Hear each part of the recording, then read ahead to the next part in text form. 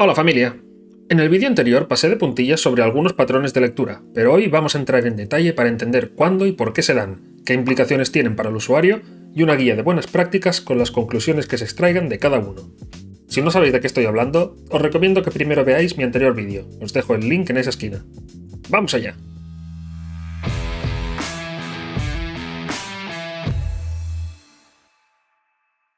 $2006. El año en que Google compró YouTube por $1.650 millones. El año en que Plutón perdió su estatus de planeta y fue degradado a planeta enano. El año en que Italia ganó el Mundial de Fútbol contra Francia. Y el año en que Nielsen Norman Group descubrió el estilo de lectura dominante en Internet, el gigachat de los modos de escaneo, el patrón F. El patrón F representa la costumbre de leer una hoja física. La diferencia es que en Internet normalmente no vas a leer grandes textos, sino a buscar cosas específicas, con lo que este comportamiento es la consecuencia de analizar a toda leche el contenido para encontrar lo que buscas. Como ya comenté en el anterior vídeo, lo que este patrón indica es que a falta de formato en los textos, cada vez leerás menos frases enteras, hasta el punto en que el desinterés hará que solo leas una o dos palabras cada pocas líneas, algo que en los mapas de calor da una representativa forma de F. Hago especial hincapié en este primer patrón porque hay mucha información en Internet que lo malinterpreta o lo ejemplifica mal, pudiendo encontrar cosas como hablar de texto denso sin formato, pero poner la imagen de un giro, indicar que el patrón F mejora la legibilidad, incitar el uso de este patrón o ejemplificarlo donde se ha hecho justo lo que lo previene. Hasta el punto en que el propio NN Group tuvo que publicar un artículo aclarando los hechos para evitar perpetuar errores. Incluso Cara Pernis, actual CEO de NN Group, hizo un vídeo hablando del tema. F pattern is one that can and should be avoided. Conclusión: patrón en F, caca. Prosigamos. Para evitar que el usuario caiga en manos del patrón F, debemos segmentar, jerarquizar y o remarcar el texto. Dependiendo de cómo lo hagamos, el usuario lo analizará de diferentes maneras.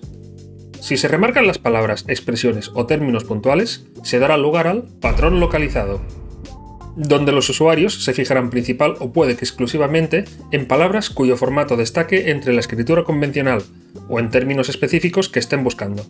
Por otro lado, si se da prevalencia a una estructura a base de títulos y subtítulos, se dará el patrón por capas, donde el usuario únicamente leerá esos títulos e ignorará todo lo demás hasta que encuentre el párrafo que le interese. Después habrá algunos usuarios que lo leerán todo o casi todo, en el llamado patrón comprometido, que, siendo sinceros, raramente se da y suele significar que el usuario ya confía en la fuente o le interesa mucho el tema. También se puede dar el caso que el usuario evite partes del texto porque intuya que no le van a interesar. Eso da lugar al patrón de elusión. Y se puede dar en pequeña escala, cuando el usuario ignora algunas palabras por ser repetitivas, o a gran escala, donde se ignoran párrafos enteros. Esto es un problema porque básicamente es una declaración velada de que en esa web hay relleno innecesario e irrelevante. Si os preguntáis cómo se ha generalizado un comportamiento como este, es porque el puto SEO se ha cargado Internet y ahora hay que repetir una palabra clave 50 veces en un artículo para que tu web salga en un buscador. Así que el usuario medio ya ha asimilado instintivamente que lo que realmente busca está tras 4 o 5 párrafos de relleno inservible. Por ejemplo, si queréis buscar cuál es el mejor caballo del videojuego Red Dead Redemption 2, una obra maestra por cierto, mirad dónde está la respuesta a la pregunta y mirad cuántas veces se repite la palabra caballo.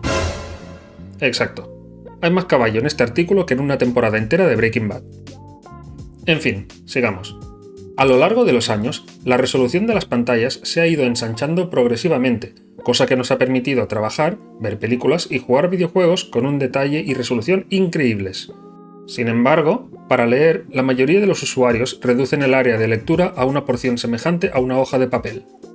Hay estudios que afirman que la longitud ideal de una línea de texto debería ser entre 50 y 75 caracteres. Otros que dicen que el ancho de los párrafos siempre debería estar alrededor de los 700 píxeles. Yo creo que es una cuestión de comodidad y amor a nuestras cervicales. No nos gusta leer como NPCs mirando un partido de tenis. En cualquier caso, esta evolución en la forma de las pantallas propició que gigantes como Google se pusieran creativos y empezaran a mostrar la información de otros modos, entre ellos el Knowledge Panel a la derecha de los resultados de búsqueda, algo que a día de hoy ya es habitual encontrar en muchas páginas y que ha normalizado el llamado patrón pinball. donde los usuarios se desviarán hacia esa zona de la pantalla para después rebotar al contenido original de nuevo, como si la pelotita de ese juego se tratara. No entiendo. Yo sí. Así que si vas a colocar una cart con información relacionada, te interesará copiar a Google y ponerlo en esa zona. Si sois estudiosos del tema y os suenan los principios de usabilidad, lo de copiar a Google quizá os recuerde a la ley de Jacob, que, oh sorpresa, es Jacob Nielsen, de Nielsen Norman Group.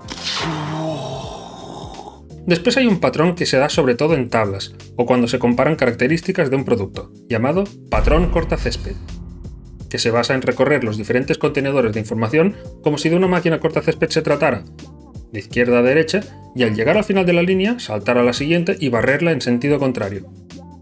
Vagamente.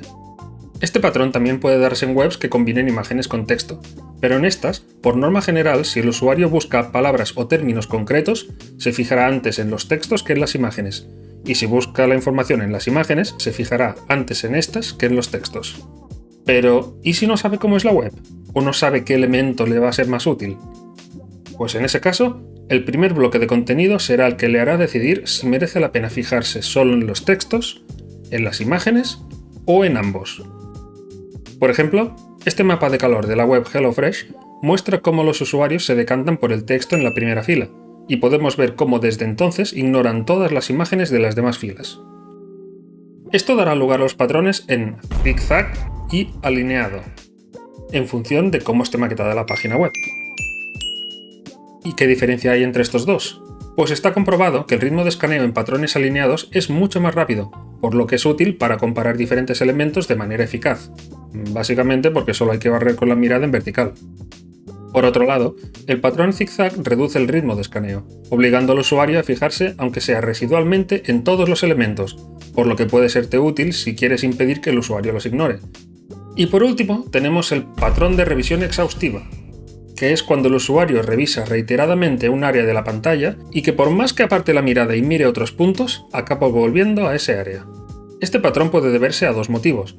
El malo, que es que el usuario crea que encontrará un elemento en un lugar, pero no consiga localizarlo. O el bueno, que es cuando un elemento le resulta interesante y no puede apartar la mirada de él. Bien, pues si hacemos una recopilación de los puntos a considerar de todos los patrones que hemos visto, nos quedaría este manual de buenas prácticas. No voy a leerlo, así que si queréis podéis pausar el vídeo y hacer un pantallazo, o si lo preferís, os lo podéis copiar en la descripción del vídeo más abajo. Espero que os sirva, y si alguien quiere añadir alguna reseña más, no dudéis en ponerlo en los comentarios, toda ayuda será bienvenida. Si habéis llegado hasta aquí, espero que os haya gustado el vídeo. Cualquier comentario, sugerencia o corrección que queráis hacer, dejadlo en los comentarios, os leo. Por lo demás, nos vemos en el próximo vídeo. ¡Hasta pronto, familia!